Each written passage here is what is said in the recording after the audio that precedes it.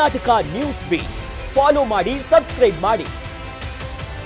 ರಾಜ್ಯದಲ್ಲಿ ಅಧಿಕಾರಕ್ಕೆ ಬರಬೇಕು ಅನ್ನುವ ಒಂದು ಹಪಾಹಪಿ ಕಾಂಗ್ರೆಸ್ ಪಕ್ಷಕ್ಕೇನಿತ್ತು, ಸಾಕಷ್ಟು ಭರವಸೆಗಳನ್ನು ಕೊಟ್ಟು ಗ್ಯಾರಂಟಿಗಳನ್ನು ಕೊಟ್ಟು ಅಧಿಕಾರಕ್ಕೆ ಬಂದಿರುವಂತಹ ಕಾಂಗ್ರೆಸ್ ಸರ್ಕಾರ 3 ವರ್ಷಗಳ ಕಳೆದ ನಂತರದಲ್ಲಿ ಮೊದಲನೇದಾಗಿ ಇವರು ಯಾವುದೇ ಗ್ಯಾರಂಟಿಗಳು ಸರಿಯಾಗಿ ತಲುಪಿಸ್ತಕ್ಕಂಥ ಕೆಲಸ ಕೂಡ ಮಾಡ್ತಾ ಇಲ್ಲ. 4 ತಿಂಗಳು 5 ತಿಂಗಳು ಗೃಹಲಕ್ಷ್ಮಿ ಯೋಜನೆಗಳನ್ನು ತಡೆ ಹಿಡಿದುಕೊಂಡು ಚುನಾವಣಾ ಬಂದಾಗ ಒಂದು ರೀತಿ ಚುನಾವಣಾ ಲಕ್ಷ್ಮಿ ಆಗಿರುವಂಥದ್ದು ಗೃಹಲಕ್ಷ್ಮಿ. ಇವತ್ತು ವಿದ್ಯಾರ್ಥಿಗಳು ಕೂಡ ಅನ್ಯಾಯ ಮಾಡ್ತಾ ಇದ್ದಾರೆ.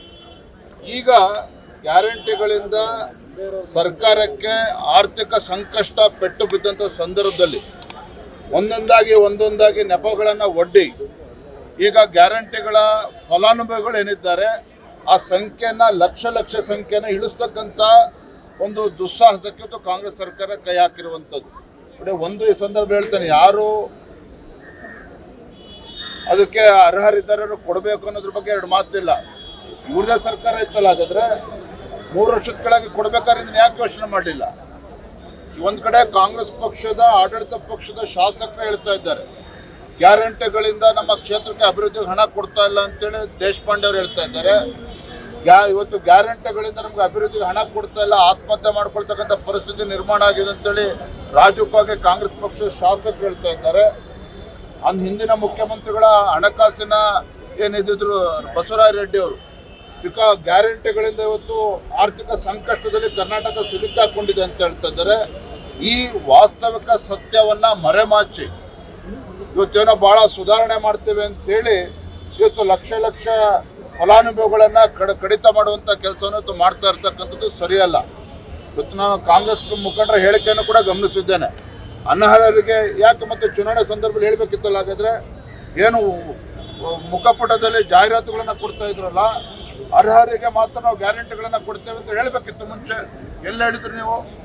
ರಾಜ್ಯದಲ್ಲಿರ್ತಕ್ಕಂಥ ಎಲ್ಲ ಗೃಹಿಣಿಯರಿಗೆ ಗೃಹಲಕ್ಷ್ಮಿ ಕೊಡ್ತೇನೆ ಅಂತೇಳಿ ಈಗ ಅವರು ಅನರ್ಹರು ಅಂತೇಳಿ ಅಪಮಾನ ಮಾಡುವಂಥ ಕೆಲಸ ಇವತ್ತೇನೋ ಕಾಂಗ್ರೆಸ್ ಸರ್ಕಾರ ಮಾಡೋಕೆ ಹೊರಟಿದ್ದಾರೆ. ಅದು ಖಂಡಿತ ಸರಿಯಲ್ಲ.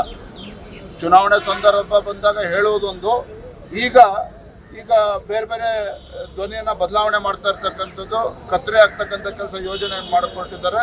ಇದು ಖಂಡಿತ ಸರಿಯಲ್ಲ. ಬಿಜೆಪಿ ಬೆಂಬಲ ತೀವ್ರತರದ ಹೋರಾಟ ಮಾಡ್ತಾರೆ. ಒಂದು ಪಾದಯಾತ್ರೆ ಮಾಡೋದಕ್ಕೂ ಕೂಡ JDS ನಿರ್ಧಾರವನ್ನು ಮಾಡ್ತಾ ಇದೆ. ನಿಮ್ಮ ನಿಲುವೇನಾಗಿದೆ? ಭಾರತೀಯ ಜನತಾ ಪಾರ್ಟಿ ನಮ್ಮ ನಿಲುವು ಸ್ಪಷ್ಟವಾಗಿದೆ. ಬಿಡದಿಲಿರ್ತಕ್ಕಂಥ ರೈತರ ಸಮಸ್ಯೆ ಇರ್ಬೋದು, ರಾಜ್ಯದಲ್ಲಿ ಎಲ್ಲೇ ರೈತರ ಸಮಸ್ಯೆ ಇದ್ದಾಗಲೂ ಕೂಡ ಭಾರತೀಯ ಜನತಾ ಪಾರ್ಟಿ ರೈತರ ಪರವಾಗಿ ಇರ್ತದೆ.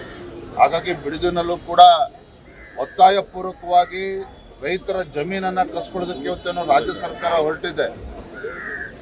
ಸ್ವತಃ ಮುಖ್ಯಮಂತ್ರಿಗಳು ಇದ್ರ ಬಗ್ಗೆ ಆಸಕ್ತಿ ವಹಿಸಿರ್ತಕ್ಕಂಥದ್ದು.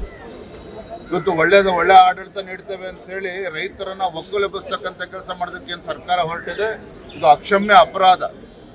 100% ರೈತರು ನಾವು ಯಾವುದೇ ಕಾರಣಕ್ಕೂ ನಮ್ಮ ಜಮೀನನ್ನು ಯಾವುದೇ ಒಂದು ಟೌನ್ಶಿಪ್ಗಾಗಲಿ ಮತ್ತೊಂದು ಕಾಲ ಬಿಡ್ಕೊಡೋದಿಲ್ಲ ಅಂತ ಹೇಳಿದಂಥ ಸಂದರ್ಭದಲ್ಲಿ ನಾನು ಆ ಪಕ್ಷದ ಏನು ರಾಹುಲ್ ಗಾಂಧಿ ಅವರು ಇದ್ದಾರೆ, ವಿಪಕ್ಷ ನಾಯಕರು, ನಾನು ಆಗ್ರಹ ಪಡಿಸ್ತೇನೆ, ನೀವಾದರೂ ಕೂಡ ನಿಮ್ಮ ಸರ್ಕಾರ ನಿಮ್ಮ ಮುಖ್ಯಮಂತ್ರಿಗಳ ಮೇಲೆ ಒತ್ತಡವನ್ನು ಹೇರಿ ಇವತ್ತು ರೈತರನ್ನ ಒಕ್ಕಲೆಬ್ಸೋದಕ್ಕೆ ಏನು ಹೊರಟಿದ್ದಾರೆ ಮಾನ್ಯ ಮುಖ್ಯಮಂತ್ರಿಗಳು ಕಾಂಗ್ರೆಸ್ ಸರ್ಕಾರ, ಅದು ತಡೆಯುವಂಥ ಕೆಲಸ ಮಾಡಬೇಕು ಅನ್ನುವ ಆಗ್ರಹವನ್ನು ಮಾಡ್ತಾ ಇದ್ದೇನೆ. ಇಲ್ಲ ಅಂತ ಹೇಳಿದ್ರೆ ಭಾರತೀಯ ಜನತಾ ಪಾರ್ಟಿಯು ಕೂಡ ರೈತರ ಪರವಾಗಿ ಉಗ್ರ ಹೋರಾಟವನ್ನು ಮಾಡ್ತೇವೆ ಅನ್ನೋದನ್ನು ಕೂಡ ಸ್ಪಷ್ಟಪಡಿಸಿದ್ದಾರೆ. ಸಿಎಂ ಶಿವಕುಮಾರ್ ಅವರು ಹೇಳಿದ್ದಾರೆ, ಪ್ರಧಾನಿ ನರೇಂದ್ರ ಮೋದಿ ಅವರೇ ಈ ಯೋಜನೆಯನ್ನು ಒಪ್ಪಿಕೊಂಡಿದ್ದಾರೆ, ಅವರೇ ಖುಷಿ ಪಟ್ಟಿದ್ದಾರೆ ಮೊನ್ನೆ ಭೇಟಿಯಾದ ಸಂದರ್ಭದಲ್ಲಿ. ಪ್ರಧಾನಮಂತ್ರಿಗಳ ಹೆಸರು ಹೇಳಿಕೊಂಡು ಇಲ್ಲಿ ದಲ್ಲಾಳಿತನ ಮಾಡೋದಕ್ಕೇನು ಕಾಂಗ್ರೆಸ್ ಸರ್ಕಾರ ಹೊರಟಿದೆ, ಇದಕ್ಕೆ ಭಾರತೀಯ ಜನತಾ ಪಾರ್ಟಿ ಬಿಡೋದಿಲ್ಲ. ರೈತರ ವಿಶ್ವಾಸಕ್ಕೆ ಏನು ಹೇಳ್ತದೆ, KDB ರೂಲ್ಸ್ ಏನು ಹೇಳ್ತದೆ, 70-80% ರೈತರು ಒಪ್ಪಿಗೆ ಕೊಟ್ಟ ಮೇಲೆ ಭೂ ಸ್ವಾಧೀನ ಮಾಡಬೇಕಾಗಿರ್ತಕ್ಕಂಥದ್ದು.